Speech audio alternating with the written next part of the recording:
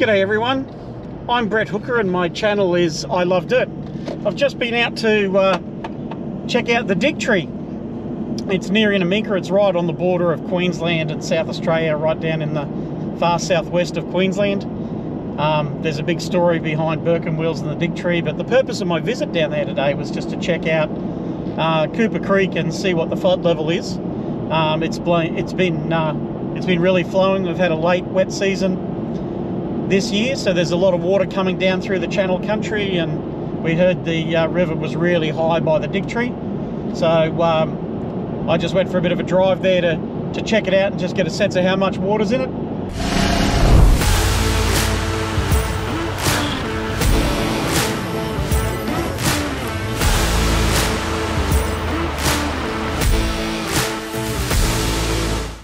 Campsites are all up above the waterline, and the Dig Tree and the tourist areas are all up above the Dig Tree, up above the waterline. So all good for everybody to still visit, no drama at all. But boy oh boy, there's a lot of water in that Cooper Creek. The couple of times I've seen it over the last few years, and certainly only just a couple of years ago, like 2018, 2019, when we were in the middle of a drought, there was just a trickle and just a couple of pathways through.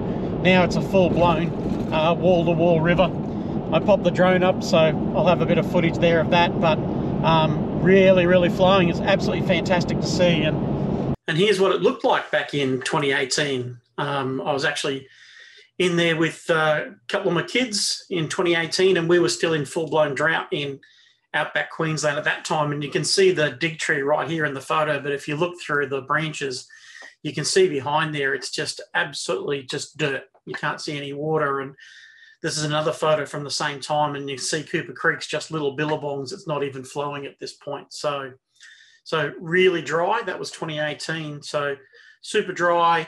Earlier in the year, over the Christmas, sort of the Christmas period, the December period, when the monsoonal rain falls up north and comes down south, sure, this all fills up and flows a bit more, but we were here in September, and as you can see, it was really dry, and as I say, just billabongs and just little bits of water flowing through. So that's 2018, so quite a contrast.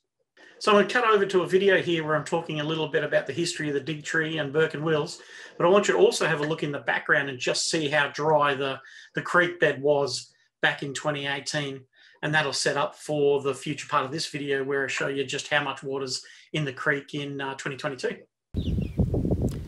So we've made it to the Dig Tree. This is exactly the spot. You can see, we'll show you in a minute, but you can see where it's etched into the tree, and you'll see the carving that was done beside the tree a little bit later. But this is the area where the base camp was for the Bourke and Wills Expedition, and we're just reading it. And apparently they did actually make it back here, they just didn't find the food that was left for them. And the research that was done afterwards suggested that maybe they overlapped each other by, you know, almost a day. Like, that's how close they were to each other. But the base party had stayed here months and months, 17 weeks, I think, something like that. And they'd given up hope, so they headed back to South Australia. But they left a big cache of food dug under the ground here. But I think it looks like the problem was that they carved information on 3 different trees, and the Bourke and Wills party didn't know what to make of. There was too much, you know, information as opposed to just a simple dig here. So they basically didn't find the cache of food, so that's what got them into trouble. So, but this is the spot. It's in Queensland. It's interesting, we were just reading the information up, and there's a good information stand just in this area as well. And there's all kinds of tours that you can do from Charleville and Quilpie, etc., and do a lap down here. So if you're up in Queensland or northern New South Wales, this would be the sort of trip you could do really easily. Well worth seeing it. We're on the Cooper River still. Cooper Creek, sorry. Fantastic area. There's actually some camping over here as well. You know, very much in the desert, so it'd be dry camping. So you need to make sure that you brought all your gear with you, but you can actually stay out here and really soak in this part of the history of Australia. So, Dig Tree. We made it. Cheers. And now I'm showing you some photos from 2020. And in 2020, the rain started to come in. And you can see there's a little bit of green in the background of these photos. So it gives you a little bit of an idea that 2020 was a better year. And it was interesting. We got rain in 2020, so it really started to break the drought, but it was just the beginning. But then the rain has continued on into 2021 and now 2022. So you just have a look at these photos. And again, you can just see a little bit of water in the creek behind the dig tree. And it's really only just starting to get started. And then we're going to click over now and we're going to have a look at the drone footage that I've got of the dig tree in 2022. And look at that. What an absolute contrast. So here we're flying east. So we've actually come west of the dig tree. You're going to see the dig tree pretty much in the center of the screen now. And on the bank on the far side from us here. So we're flying east along the Cooper Creek. And this was the area in those prior photographs that was just dry dirt on the creek bank. And you can see just how wide the Cooper Creek is now. Now, it's full from a couple of things. We had a lot of rain in the rainy season and all the channel country filled up. But then a lot of that did drain through, but then we've just had continuous rain. You know, every month there's been another rainstorm come through southwest Queensland here. And just there's so much water in the system that every time it rains, the creek stays full. So you can see here the creek's just bank to bank.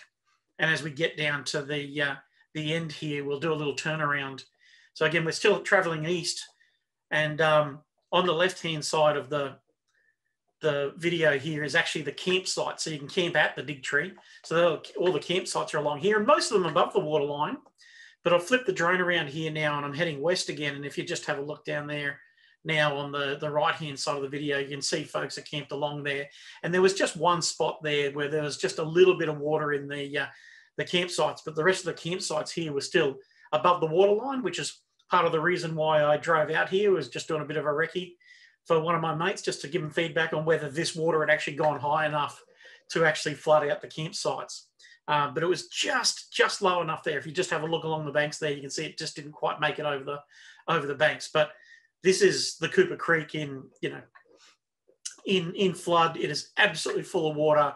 And this goes right then through. This is heading west here, and all of that flows right down to Inaminka, another sort of 40 kilometres down Cooper Creek. And the road crossing down at Inaminka was actually cut because this river was so high, and we estimated it was 100 metres wide at the causeway in Inaminka. So there you go.